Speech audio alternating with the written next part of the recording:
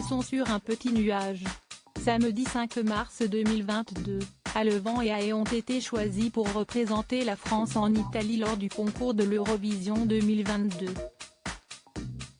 Le groupe, composé de Marine Lavigne, Steren Diridelou, Steren Le Guillou et Alexis Morvan, a su séduire le jury en interprétant la chanson Foulaine, intégralement en langue bretonne.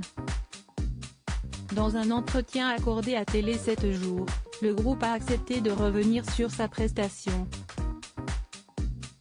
Contrairement à toutes les répétitions, le stress, le trac qu'il y avait avant, là ça a duré le temps d'un claquement de doigts. On a donné tout ce qu'on pouvait et on s'est vraiment amusé, sans savoir du tout ce que ça donnait, si on chantait juste.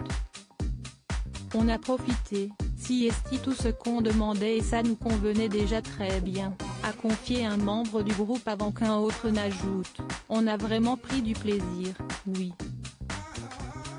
Il y a eu une espèce de magie qui a fait que tout s'est bien passé, il n'y a pas eu d'accroc. On était content de tout.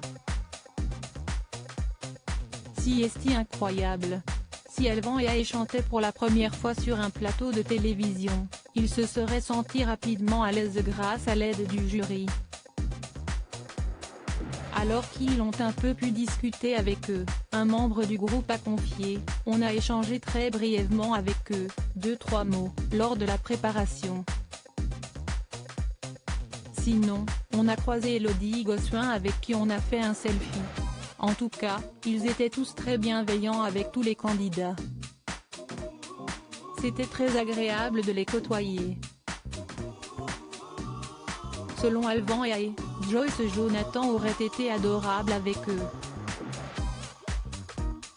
Évoquant leurs meilleurs souvenirs de cette soirée, ils ont ajouté, les rencontres avec les autres artistes qui étaient absolument incroyables et tellement gentils, et les rencontres avec l'équipe de l'organisation, les techniciens. Waouh! Steren Le Guillou, si est-il une très belle langue et si est-il la nôtre heureuse de faire vivre la langue bretonne, si est-il dans les colonnes de 20 minutes que Steren Le Guillou, membre du groupe a révélé, notre objectif, le défi que l'on souhaitait relever en envoyant cette chanson innocemment au casting, c'était de montrer qu'on peut mélanger le breton à des sons très modernes, que si est-il une langue qui a sa place dans la musique, dans des concours comme ça, à la télévision, partout. Si est-il une langue à part entière. Si est-il une très belle langue et si est-il la nôtre. Loading widget.